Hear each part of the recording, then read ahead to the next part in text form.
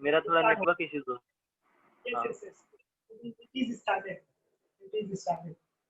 तो भाई बाकी लोगों को समझ में आ रहा है, आवाज जा रही है मेरी क्लियर?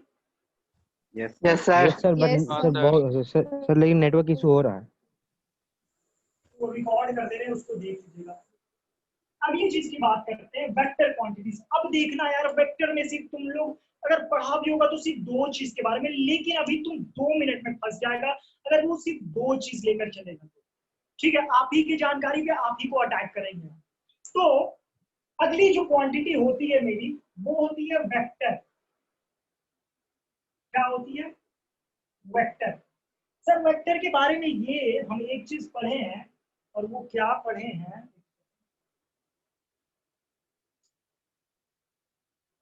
कि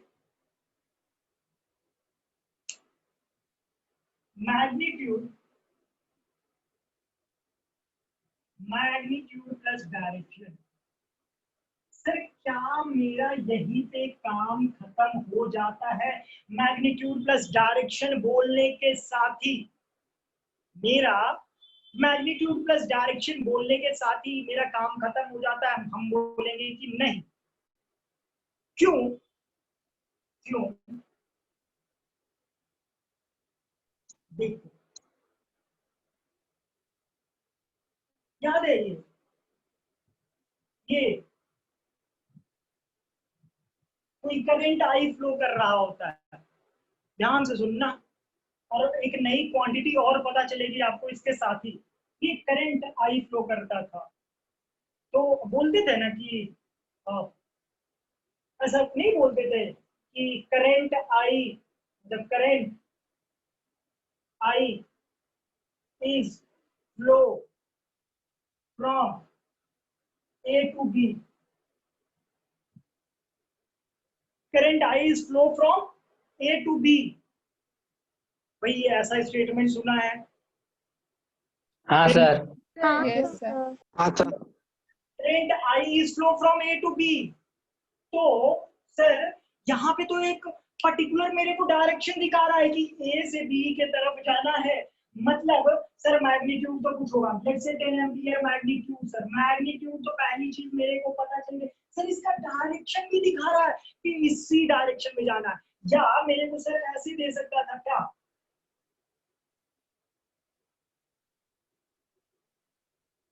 सर अभी ये कहां से कहां फ्लो कर रहा है? ये अभी बी टू ए फ्लो कर रहा है। और ये स्केलर होनी चाहिए कि वेक्टर? ये स्केलर होनी चाहिए कि वेक्टर? वेक्टर। सर वेक्टर ही होगा ना। स्केलर। लेकिन ये वेक्टर है नहीं। तो यहाँ पे जो मेरा मैग्नीट्यूड प्लस डायरेक्शन वाला जो डेफिनेशन है वो तो फेल मार जा रहा है। क्या मैग्नीट्यूड प्लस डायरेक्शन वाला जो डेफिनेशन है वो यहाँ पे फेल मार जा रहा है? तो सर कुछ करो, कुछ मॉडिफाई करो। करंट, ये बच्चे जिंदगी भर ध्यान रख लेना, नीट वालों और मेंस वालों, आपके में भी आ सकता है statement. Current is not a vector quantity. लिख लेना स्टेटमेंट पहले, और बड़े से ऐसे वीवीआईपी बॉक्स में, current is not a vector quantity. Current is not a vector quantity. क्यों? अच्छा ये बताओ, अब बताओ, ठीक है। अब एक क्वेश्चन और बताना, चलो इसके बाद वो क्वेश्चन अभी पुट करेंगे। अभी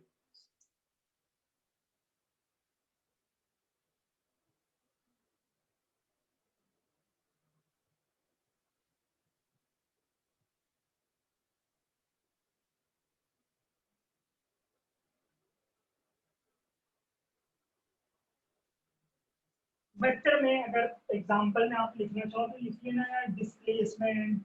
वेक्टर के वेक्टर कौन कौन से क्वांटिटीज होती है? डिस्प्लेसमेंट, आपका वेलोसिटी,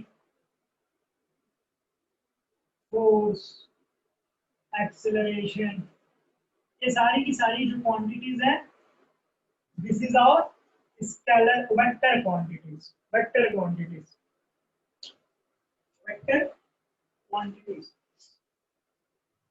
सर आप करंट के बारे में आप बता रहे थे ना कि वेक्टर क्वांटिटी नहीं है करंट। हाँ सर तो क्यों नहीं है? भाई आगे बताने दो, आगे तो उसीलिए तो रुके हैं, थोड़ा सा अच्छा, आगे ओके कुछ सर। और चीजें।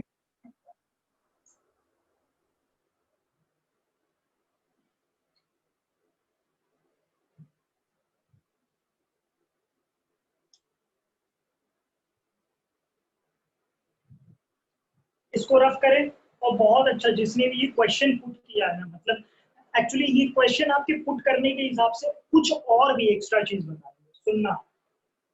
इसको रफ करते हैं, और तो सर वेक्टर कौन होगा? तो पहला condition magnitude plus direction, have magnitude plus direction. Second, it follows parallelogram law of addition. Addition भाई घबराना नहीं, घबराना नहीं, क्योंकि ये पूरा अच्छे तरीके से बताएंगे। बस अभी के लिए लिख लो क्या, कि रिजल्टेंट रिजल्टेंट का स्क्वायर इज इक्वल टू, एक वेक्टर है पी स्क्वायर, एक पी वेक्टर है, एक क्यू। घबराना नहीं, पूरा इसको इसको प्रॉपर तरीके से इस पर्टिकुलर इस फॉर्मूले पे करीब 4 से 5 क्वेश्चन कराएंगे। अभी मेरे को कुछ चीजें बतानी है, इसलिए हमको बताना है। P square Q square 2pq cos theta. जो सेकंड चीज होती है वो it follows parallelogram law of addition, and को third one is it must follow commutative law. Commutative law,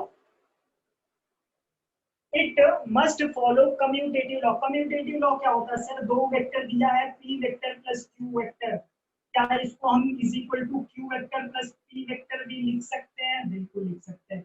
सो आज के बाद अगर सर आपका वॉइस म्यूट हो वॉइस नहीं आ रहा आपकी सर। सर। म्यूट हो गया है आपका mic. Sir Sir, mic your mute हो voice- गया है। Sir your voice is not coming. Voice नहीं आ रहा। हम लोगों सर का भी माइक शायद नहीं जा रहा है।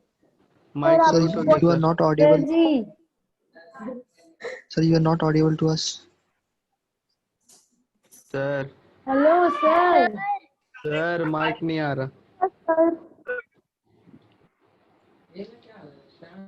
एक सेकंड भाई, एक सेकंड। नहीं नहीं यार, ये लाइन कौन होने लगता है यार? देखो यार, किसने फोन,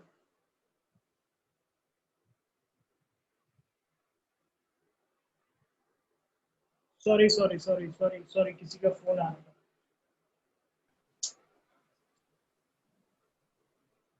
सो पहला चीज, अगर वेक्टर का डेफिनेशन लिखना होगा, सो ये लिखना, पहला magnitude plus direction, it follows parallelogram law of addition. सारी चीजें बताएंगे, अभी बोल चुके हैं, ये आवाज आई होगी। और आखिरी, it must follows commutative law of addition. होता क्या, बहुत सारे जानते हैं कम्यूटेटिव लॉ क्या होता है? P vector plus Q vector is equal to क्या? Q vector plus P vector भी लिख सकते, नहीं लिख सकते? A plus B is equal to B plus A भी लिख सकते हैं क्या? हाँ भैया लिख सकते हो, A plus B is equal to B plus A. तो this is our commutative law. तो आज के बाद अगर कोई डेफिनेशन वेक्टर की लिखना, तो पूरा प्रॉपर लिखना। It have a specific magnitude and direction, it have a specific magnitude and direction, plus it follows a parallelogram law of addition, plus it follows the commutative law of addition। तब जाके आपके teacher आपको 2 marks देगा। अगर NEET में अगर ये तीनों का तीनों स्टेटमेंट दे दिया और अंतिम में एक ऑप्शन दे दिया नन ऑफ दीज, तो नन ऑफ दीज टिक करके अगर बोल दिया कि which of the following statement is not correct regarding vector, और अंतिम में एक नन ऑफ दीज दे देगा, तो नन ऑफ दीज टिक, कौन सा ऑप्शन टिक करके आएगा? None of these. none of these। तो बोलना अरे ये तो कभी जिंदगी में देखे ही नहीं है, या ये कम्यूटेटिव लॉ तो कभी देखे ही नहीं, तो ऐसा नहीं करना, नन ऑफ दिस टिक करके। अब बात करते हैं, जो क्वेश्चन कुछ देर पहले किसी ने पूछा था उस पर आते हैं। इसको ये इस पे घबराना नहीं भाई, इस फॉर्मूले पे मास्टर बनाएंगे इसका, बस देखते हैं ना।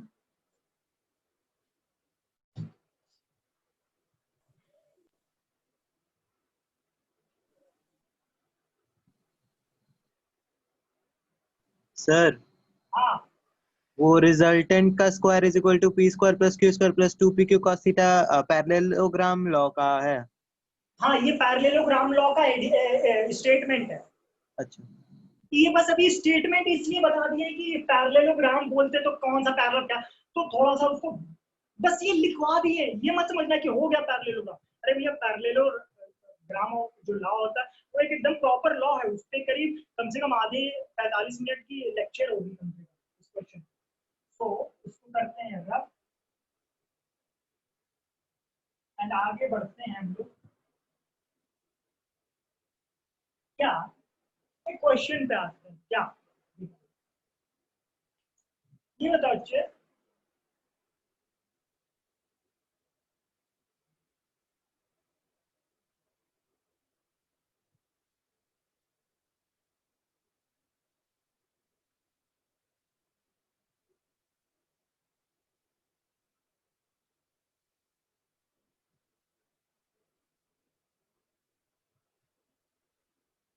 ये वाला जो ब्रांच है, जैसे इस ब्रांच को ए बोलते हैं, इस ए वाले ब्रांच से कितना करंट निकल रहा है? इस ए वाले ब्रांच से कितना करंट निकल रहा है? बोलो भाई, दोनों।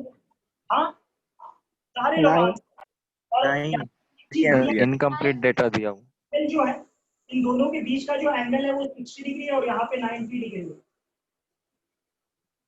कितना निकल रहा है? 2 एम्पियर, 3 एम्पियर, 4 एम्पियर, बोलो।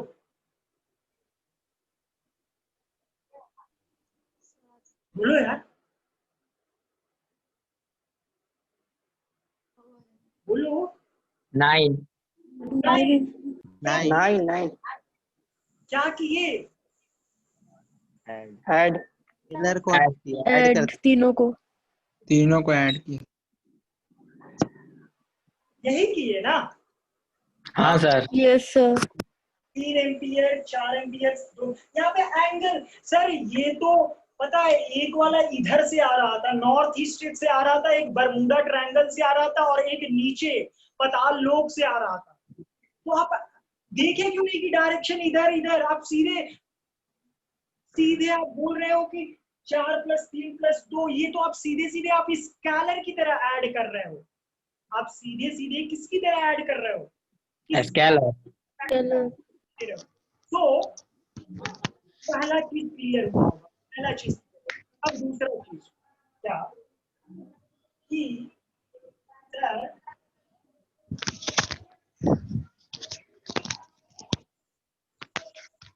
दो साल बाद after 2 years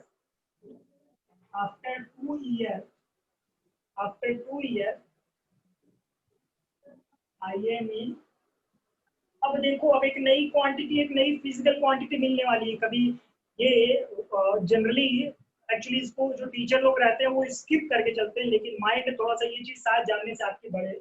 after 2 years I am in IITRM। क्या बोल रहे हो आप? सर 2 साल बाद मतलब प्रेजेंट से फ्यूचर की बात कर रहे हो। कहां से कहां तक की बात कर रहे हो? एक आप एक पर्टिकुलर यहाँ पे अगर कायदे से अगर देखें तो एक पर्टिकुलर डायरेक्शन की बात कर रहे हैं कि प्रेजेंट टू फ्यूचर, या ऐसा बोल सकते थे सर 2 साल पहले हम क्लास 10th में थे। मतलब टाइम, ये जो आप टाइम बता रहे हो इसका एक पर्टिकुलर डायरेक्शन बता रहे हो कि प्रेजेंट से फ्यूचर में। प्रेजेंट सर 2 साल पहले, प्रेजेंट टू पास्ट में, मतलब अभी से पास्ट में 2 साल पहले, या सर हम 2 साल बाद एक पर्टिकुलर बंदे को क्या कर रहे हो, एक डायरेक्शन आप दिखा रहे हो। तो सर आपके डेफिनेशन के हिसाब से टाइम भी क्या बोलते हैं, टाइम भी वेक्टर क्वांटिटी होनी चाहिए। टाइम भी वेक्टर क्वांटिटी होनी चाहिए,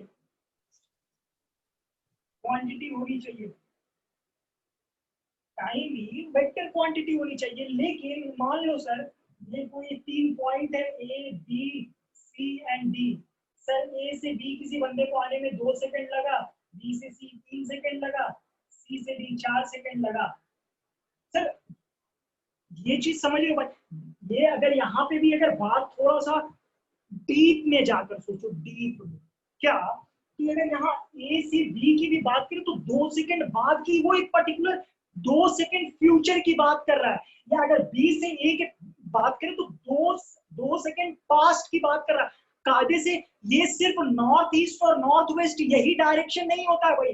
डायरेक्शन का वहां पे ये मतलब है कि वो किसी एक पर्टिकुलर पर्पज की तरफ पॉइंट आउट कर रहा है, वो किसी एक पर्टिकुलर पर्पज की तरफ पॉइंट आउट कर रहा है। तो यहाँ पे भी 2 साल बाद आप कुछ पॉइंट आउट कर रहे हो, एक पर्टिकुलर अपने डायरेक्शन या गोल को सेट कर रहे हो। स्केलर के केस में हम कोई गोल नहीं सेट कर रहे थे, हम सिर्फ बोल दे रहे थे हाँ बस 2 kg 4 kg 8 kg 10 kg, ये भी सिर्फ बोल रहे थे। पर्टिकुलर अपना गोल नहीं सेट कर रहे थे हम कि सर 2 kg आलू लेके और उठा के मतलब सीधे 45 डिग्री के एंगल पे फेंकेंगे, ऐसा कुछ सेट नहीं कर रहे थे गोल। या 2 kg आलू लेके सर 2 मतलब क्या बोलते हैं मतलब, हाँ सिर्फ ऐसा समझो, नहीं तो ब्लंडर हो जाएगा।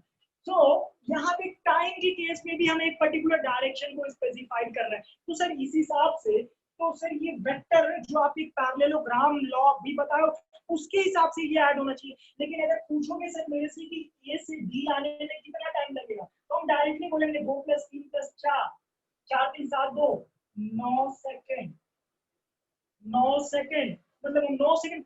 सर ये तो आप जैसे स्केलर को ऐड कर रहे थे वैसे ही इस टाइम को भी ऐड कर रहे हैं, इस टाइम को भी ऐड कर रहे हैं, और वैसे ही साथ करंट को भी ऐड कर रहे हैं, करंट को भी ऐड कर रहे हैं। तो एक चीज समझना, क्या एक चीज समझना, थोड़ा सा इस चीज को नोट कर फिर बताते हैं आपको।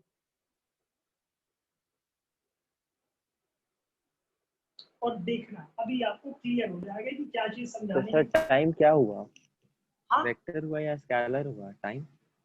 क्या क्या क्या तो सर टाइम क्या होगा, वेक्टर क्वांटिटी या स्केलर क्वांटिटी? भाई? अच्छा तुम्हें आप ही बता दो, आप ही बता दो यहाँ से ए से डी आने में कितना टाइम लगेगा?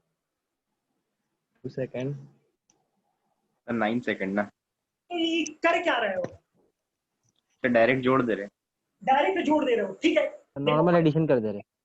देखो यहाँ पे देखो, अभी अभी आप स्केलर और वेक्टर के बीच में खड़े हो क्या, कि सर आप एक चीज बोल रहे हो कि टाइम में भी डायरेक्शन होता है, एक पॉइंट वेक्टर का एक पॉइंट स्केलर का। और सर ये टाइम है सर स्केलर, और यहाँ पे वेक्टर। सर वेक्टर में डायरेक्शन होता है, इसको आप एक पॉइंट दे दो। स्केलर सर ये जो टाइम होता है ये अलजेब्रा लॉ को फॉलो करते हुए ऐड या सब्ट्रैक्ट होता है। तो यहाँ पे एक पॉइंट स्केलर को दे दो। सर अब यहाँ पे तो मेरे साथ प्रॉब्लम हो गई सर, ये दोनों एक एक पॉइंट अपना लेकर बैठ गए। अब हम कैसे डिसाइड करें कि ये स्केलर में जाएगा या वेक्टर में जाएगा? तो यहाँ पे इस चीज को नलीफाई करने के लिए साइंटिस्ट एक पर्टिकुलर एक टर्म लेकर आए, जो नोट करते जाओ, उसके बाद इसको नोट करो, उसके बाद आपको बात बताते हैं।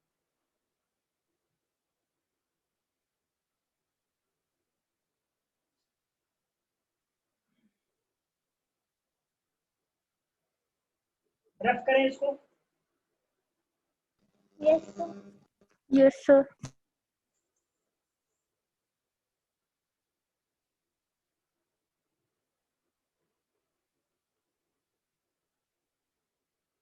एक चीज बताओ, क्या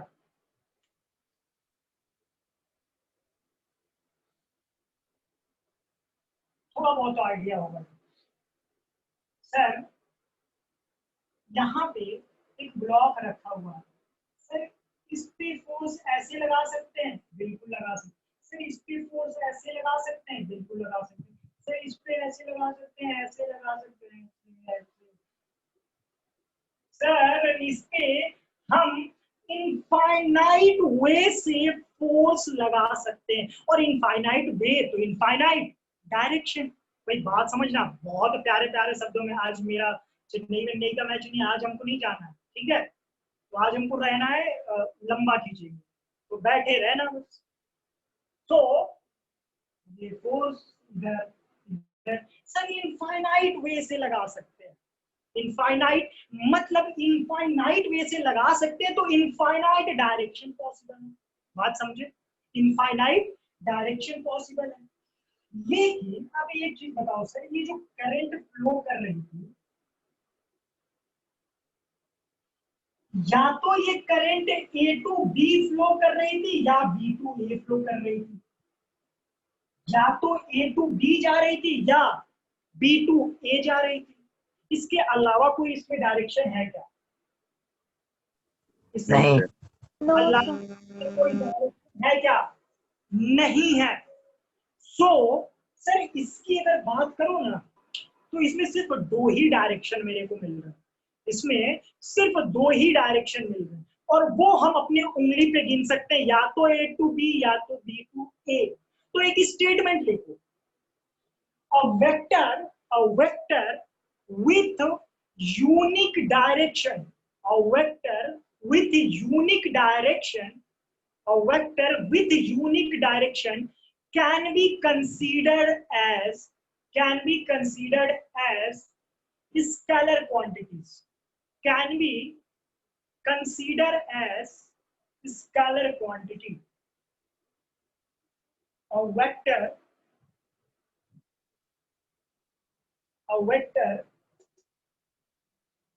वेक्टर लिख लेना स्टेटमेंट ये, a vector with unique direction or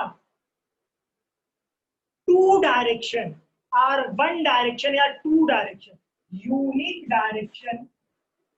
इसमें बता दो यार, कोई यूनिक डायरेक्शन है क्या? अभी 25 साल इसमें डायरेक्शन बनाएंगे हम? नहीं है sir. A vector with unique direction, a vector with unique direction can be considered as scalar. Can be considered as scalar। बात सही है। सर ये यूनिक डायरेक्शन क्या होता है? यूनिक डायरेक्शन से भैया एक चीज समझो कि यूनिक डायरेक्शन, या यहाँ पे और लिख दो टू डायरेक्शन। यूनिक डायरेक्शन से मेरा ये मतलब है कि ऐसे डायरेक्शन जिसके बारे में हम अपने उंगलियों पे, मतलब देखो, बताओ तुम यूनिक है कि नरेंद्र मोदी यूनिक है? बोलो। नरेंद्र मोदी ना।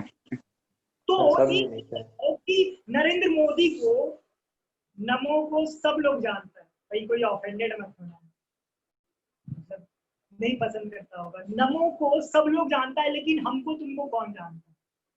तो ये बताओ, ये यूनिक का मतलब ये जो ए बी वाला है और या बी ए वाला डायरेक्शन है, ये तुम भी जानता है और पूरा इंडिया जानता है या पूरा वर्ल्ड जानता है कि करंट के सिर्फ दो ही डायरेक्शन है। मतलब अगर दो पॉइंट के बीच में बात की जा रही तो दो ही डायरेक्शन आएगा। लेकिन सर इस ब्लॉक पे सर 1 करोड़ 130 करोड़ जनता है, तो वो 130 करोड़ तरीके से फोर्स को लगाएगी। 130 करोड़, तो क्या इसमें कोई यूनिकनेस बचा क्या? कोई यूनिकनेस बचा? नहीं सर। अब यही आपका यूनिक का मतलब हुआ। और टाइम की बात करते हैं, टाइम हमेशा पास्ट से फ्यूचर या प्रेजेंट से फ्यूचर। सर ये तो भाई तुमको नहीं पता है कि जो टाइम होता है वो पास्ट से प्रेजेंट या प्रेजेंट से फ्यूचर पास्ट होता है? नहीं पता है। लेकिन अगर मान लो ऐसे बोल रहे हैं, बताओ डायरेक्शन क्या है इसका? ये बस ऐसे बना दिए, बताओ इसका डायरेक्शन क्या है? कितने एंगल पे है? बता लोगे? बता पाओगे? ये कितने एंगल पे फोर्स एक्ट हो रहा है? लेकिन अभी हम बोले 2 साल, पता है 2 साल, तो तुम तुरंत पूछोगे सर 2 साल पहले आप पढ़ते थे और 2 साल बाद आप पढ़ा रहे हैं, तुरंत तुम बोल। यहाँ पे सिर्फ एक फोर्स ऐसे एफ लिख दी है, कुछ बोल पाया कि ये फोर्स किस एंगल पे लग रहा है या किस डायरेक्शन में लग रहा है। लेकिन अभी हम बोले 2 साल, तो तुम पूछेगा बाद या पहले। अभी सारे स्टूडेंट, पूरा इंडिया बोलेगा, पूरा वर्ल्ड बोलेगा कि 2 साल पहले या बाद या क्या। सो यूनिक डायरेक्शन का आपका ये मतलब है, ठीक है। यहाँ पे करंट के केस में बात करें, करंट की तो या तो ए टू बी या तो बी टू ए, सब लोग जानता है। तो यही आपका यूनिक डायरेक्शन हो गया। और स्केलर अगर कायदे से अगर बात करें ना तो एक्चुअल में ये जो ऐसी क्वांटिटीज होती है जो a vector with unique direction can be considered as scalar. And एक और स्टेटमेंट लिखा जाता है, पता है क्या? नीचे लिखो, नीचे लिखो कि such type of quantities is also known as tensor. या such type of quantities is also known as tensor. Such type of quantities is also known as tensor.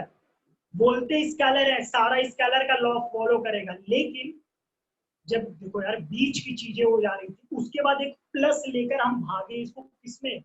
Scalar में। तो ऐसी क्वांटिटीज को कहीं ये नाम आप लोग सुनोगे नहीं, मे बी आप टीचर की जबान से सुनोगे या कहीं बुक में साइड में लिख दिया होगा, लेकिन लिख लो। लेकिन ये सारी क्वांटिटीज को आप स्केलर में ही कंसीडर करना। लेकिन अगर गलती खुदा ना खास्ता कहीं अगर बोल दिया कि tensor quantity, which one of the following is tensor quantity, और उसमें एक करंट नीचे चिपका दिया आपको, तो उसके बाद तो खोजने लगोगी कहाँ कौन सा टेंसर, कैसा टेंसर। ठीक है, तो ऐसी such quantities is also known as tensor. Note down कर लेना।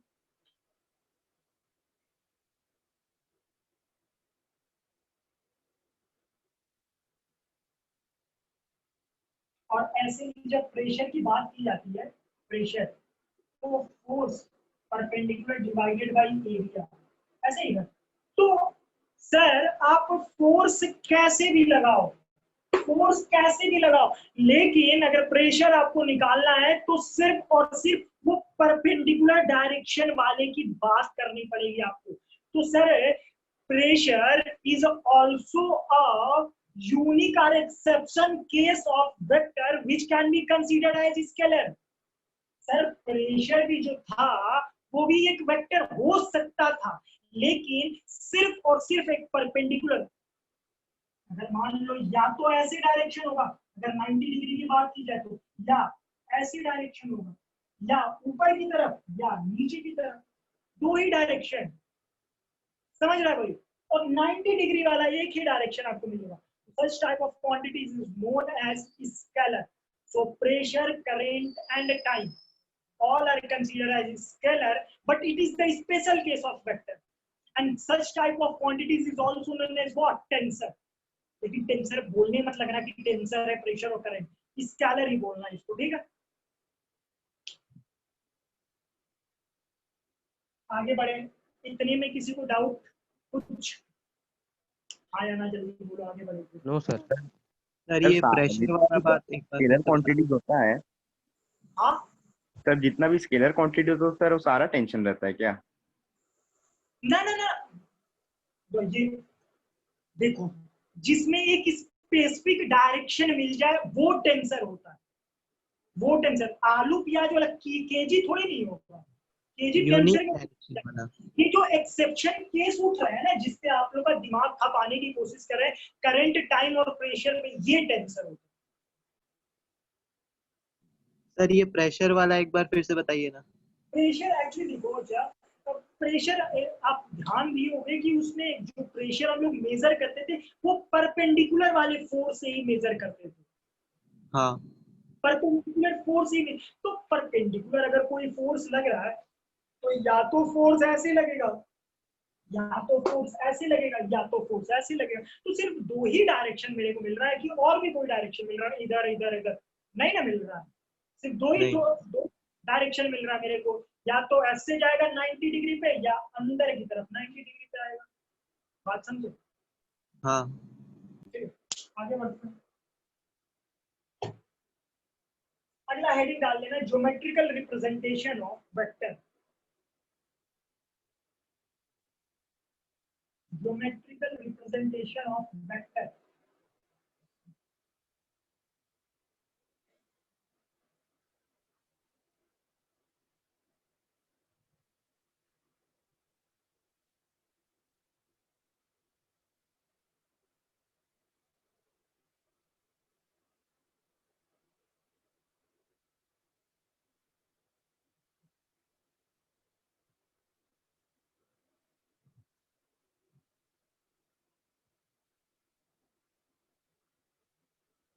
सर क्या होता है और कैसे होता है, तो लिख लेना। एक पहले स्टेटमेंट लिखो, vector is represented by a directed line segment, a directed line segment.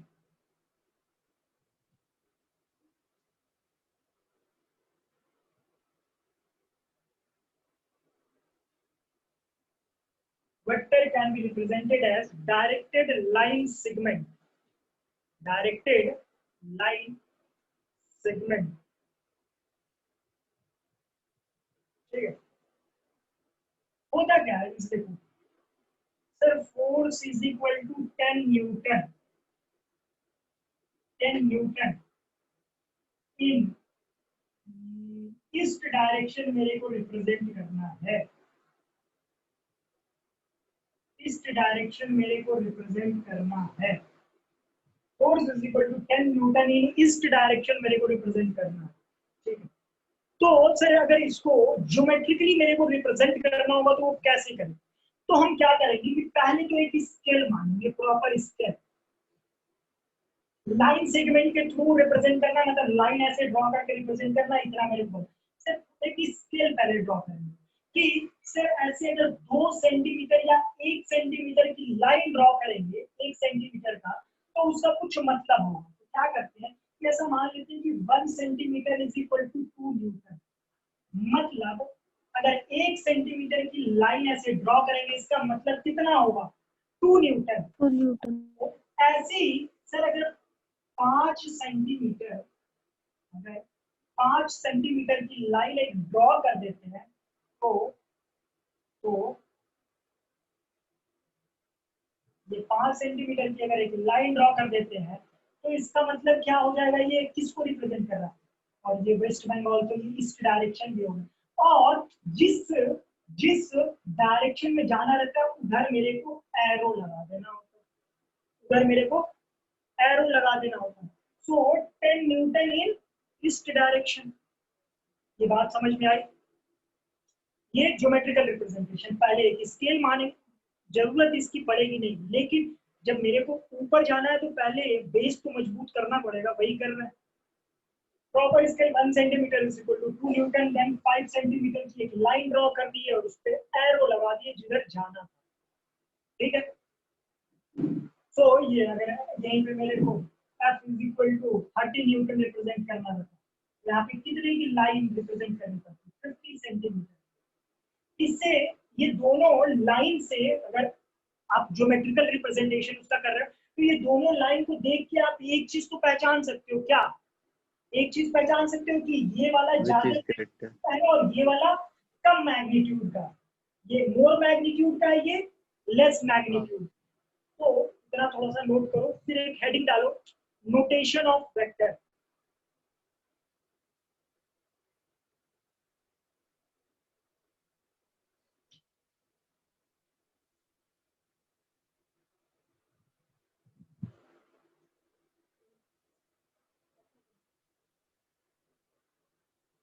Sir heading क्या बोले? Notation of vector.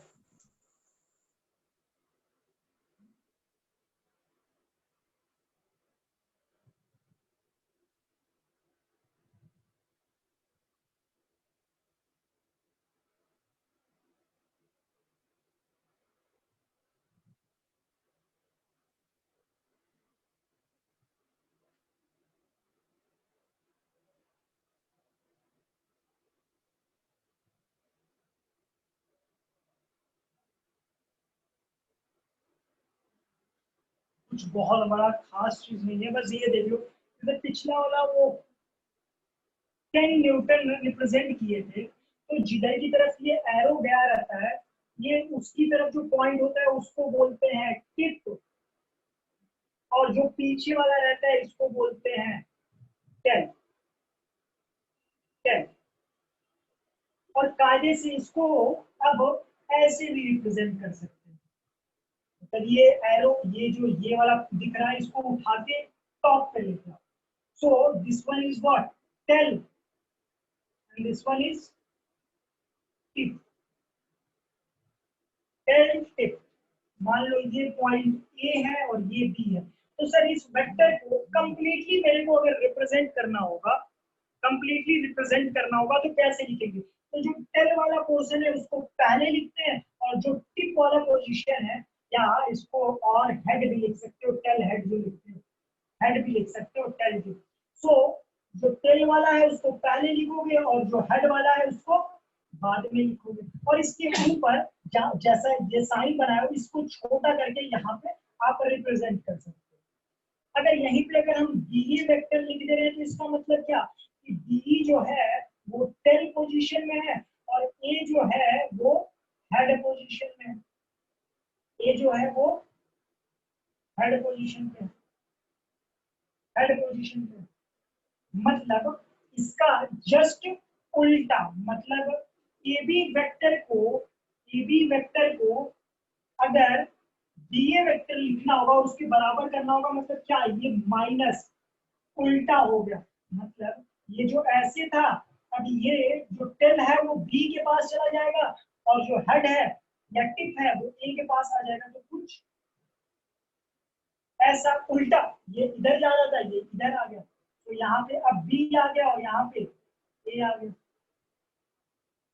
तो अगर यहाँ पे अगर सी ए वेक्टर लिखा है तो अगर इसको अपोजिट करता है ए सी वेक्टर लिखता है तो ये माइनस ऑफ ए सी हो जाएगा। यहीं पे अगर पी क्यू वेक्टर लिखता है और बोल रहा है पी क्यू वेक्टर की वैल्यू जो दी हुई है वो दी हुई है आपको 2 Newton east direction, east direction. तो अगर बोलेगा तुमसे कि क्यूपी वेक्टर की वैल्यू क्या होगी, तो जस्ट पी क्यू का उल्टा, मतलब 2 न्यूटन तो रहेगा लेकिन यहाँ पे जो ईस्ट डायरेक्शन है वो क्या हो जाएगा? माइनस। मतलब अगर यहाँ पे अगर सिर्फ 2 न्यूटन की बात करते हैं तो यहाँ पे माइनस 2 न्यूटन, मतलब अपोजिट उसका डायरेक्शन। मतलब अगर ये ईस्ट में होगा तो ये किस डायरेक्शन में होगा? Opposite, west direction. अब एक चीज और कंफ्यूजन वाला पॉइंट, एक स्टेटमेंट लिखो। अच्छा एक चीज और बताओ क्या, चलो इसको टेल टिप वाला पॉइंट तो नोट कर लिया होगा। अब एक चीज देखो, और वो क्या है, क्या कि a quantity with, एक स्टेटमेंट लिखो, a quantity with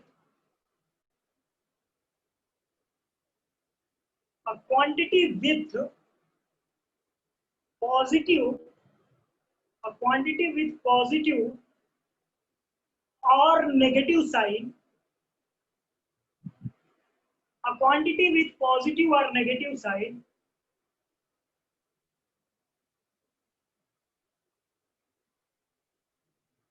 is always vector, is always a vector। मान लो इस डायरेक्शन में अगर डिस्प्लेसमेंट को 2 मीटर बोल रहे हैं तो इसके अपोजिट डायरेक्शन में डिस्प्लेसमेंट क्या हो जाएगा? -2 -2। तो क्या ये स्टेटमेंट सही है? तो स्टेटमेंट अभी बोले हम, a vector with a positive or negative sign, positive generally negative sign की बात कर रहा है, पॉजिटिव तो सबके साथ, quantity with a positive or negative sign is always vector। Sir लेकिन मीटर ये तो वेक्टर नहीं है। No sir. क्या सर लेंथ तो स्केलर होता है ना। अरे भाई लेंथ को कभी -1 मीटर सुना है क्या तुम? मतलब भाई distance -1 metre displacement no sir. Statement is true और फॉल्स, बस इतना बता दो। ट्रू It may है be true, it may be false. True है sir. True It may be true, it may be false. Sir true होगा। Distance है कि डिस्प्लेसमेंट हुआ बताइए नहीं। क्या डिस्टेंस है या डिस्प्लेसमेंट है, वो क्या है? 2 मीटर। डिस्टेंस के साथ माइनस, डिस्प्लेसमेंट हाँ तब फिर वेक्टर सही है सर। डिस्टेंस ऑलवेज पॉजिटिव और जीरो, नेगेटिव नहीं होता। Distance is always positive. अब बोलो सर वेक्टर होगा ट्रू है सर। ट्रू है सर। ट्रू है हाँ सर। सर ट्रू ट्रू है। है सर। पॉजिटिव रहता है ना सर। ट्रू है। वहां पे अच्छा ये वाला ऐसा कभी देखा है क्या?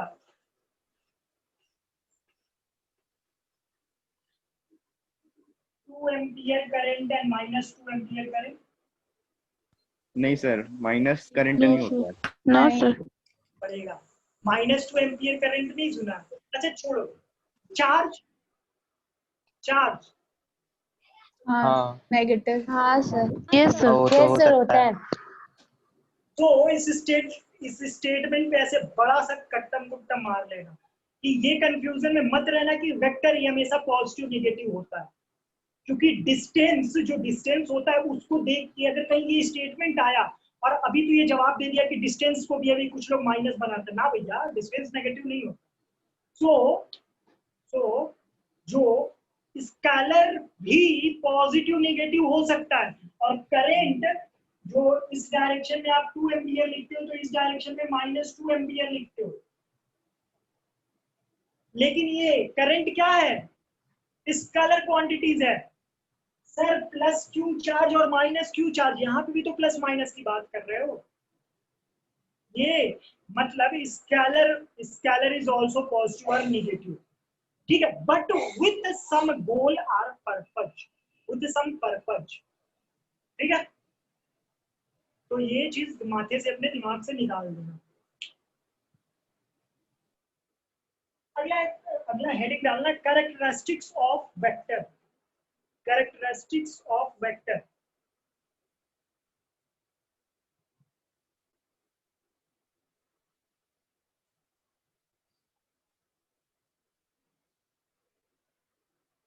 Characteristics of vector. सर इसका मतलब वेक्टर सर नेगेटिव नहीं होगा कभी?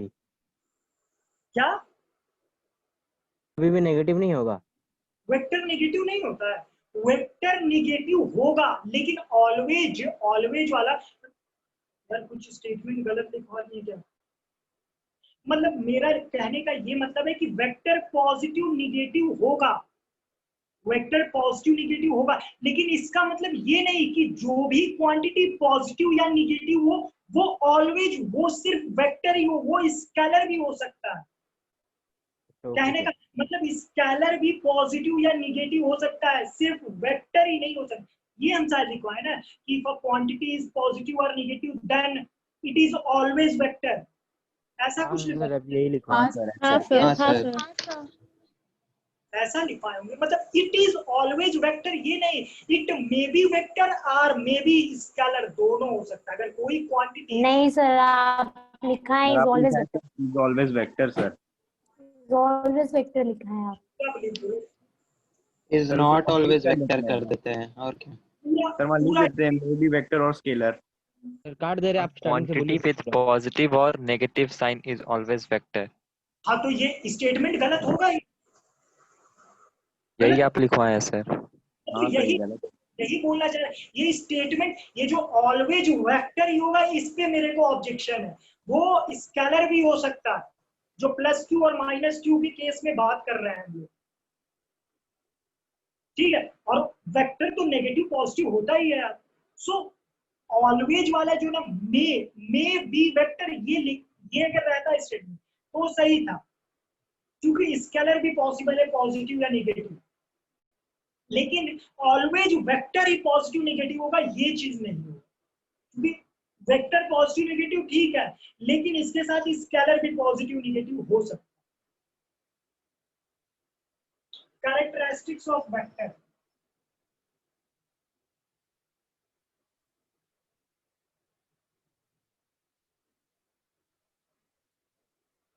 Characteristics of vector.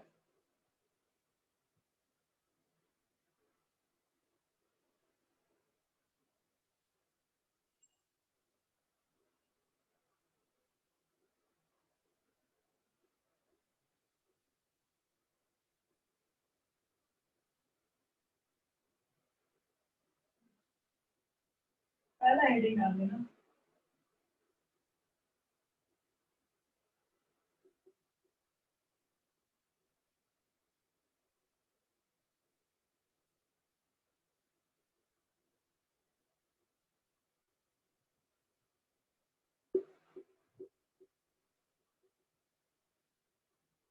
सर ये क्या होता है और ये क्या होता है, ठीक है। Rotation vector and translation vector, सबसे पहले इसकी बात करते हैं, कैरेक्टरिस्टिक्स ऑफ वेक्टर।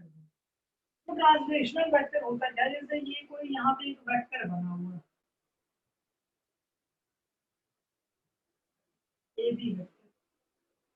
अगर अगर अगर ये जो वेक्टर है इसको इसी प्लेन में इसके पैरेलल आगे पीछे या ऐसे ऊपर नीचे करें हम, अगर इस वेक्टर को आगे पीछे मान लो, इस वेक्टर को पैरेलली डिस्प्लेस करके नीचे लेते आए तो ये वेक्टर अभी भी ए बी ही रहेगा। स्टेटमेंट लिखो, एक स्टेटमेंट लिखो और वेक्टर स्टेटमेंट लिखना है। वेक्टर नीचे लिखेंगे सर स्टेटमेंट, रोटेशन वेक्टर की ट्रांसलेशन वेक्टर, ट्रांसलेशन रोटेशन इसके बाद बताएंगे। A vector does not change if it is slided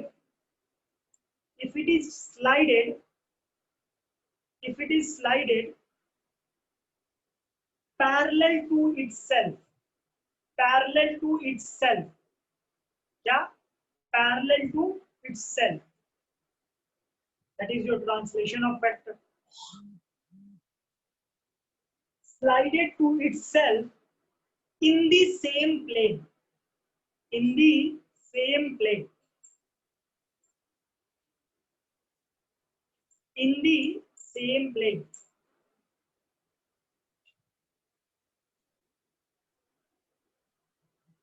in the same plane,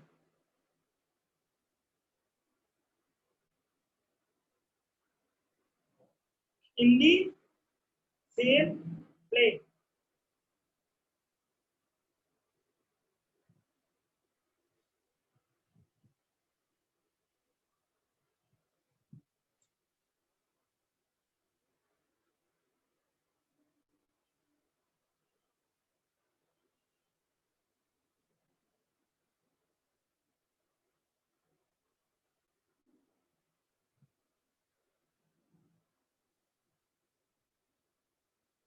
और दूसरा चीज लिख लेना रोटेशन ऑफ वेक्टर में कि if vector is rotated by 360 degree or 2 pi, then it is not changed. It is not 2 pi or in multiple of 2 pi, then it is not changed. It is not changed. It is not. If a vector is rotated by a 360, एक vector है A and B, अगर इस vector को यहाँ से 360 वापस rotate कर देंगे तो ये कहाँ पे आ जाएगा, सेम पॉइंट पे आ जाएगा। लेकिन एक चीज ध्यान रखना, 360 या उसके मल्टीपल के अलावा दुनिया के किसी भी एंगल से अगर उसको रोटेट किया तो वो तुरंत चेंज हो जाएगा। तो आज के लिए इतना ही रहने दो। सर दोबारा समझाइए सर, ये वाला नहीं समझ में आया। क्या सर एक बार दोबारा एक्सप्लेन कीजिए ये वाला। अरे भाई, अगर कोई इस पॉइंट से उठ के वापस इसी पॉइंट पे आ गया, मतलब तुम कितना एंगल कवर अप किए, इस पॉइंट से उठ के दोबारा इसी पॉइंट पे आ गए, कितना एंगल कवर किए? 360। हाँ 360 डिग्री से डिस्प्लेसमेंट 0। वेक्टर मान लो ये वेक्टर ऐसे था, यहाँ पे था, इसको पकड़ के ऐसे घुमाते वापस से यहीं पर लेते आ, मतलब कितना रोटेट किए, 360 डिग्री पूरा रोटेट किए। तो वापस से अगर 360 डिग्री। तो किसी भी वेक्टर को वापस ऐसे घुमा के वापस उसी पॉइंट पे अगर ला दिए तो वेक्टर इज नॉट चेंज, क्योंकि वो सेम यहाँ पे वेक्टर था, इसको ऐसे ऐसे घुमाए 360 घुमाए फिर से यहीं पर लेके आए। लेकिन वेक्टर सिर्फ और सिर्फ 360 या उसके मल्टीपल पे ये पॉसिबल है, बाकी किसी पे पॉसिबल नहीं है। अगर 359 भी अगर रोटेट किया तो वो वेक्टर दूसरा वेक्टर हो जाएगा, सेम वेक्टर नहीं रहेगा। ठीक है, नेक्स्ट क्लास में बात करते हैं।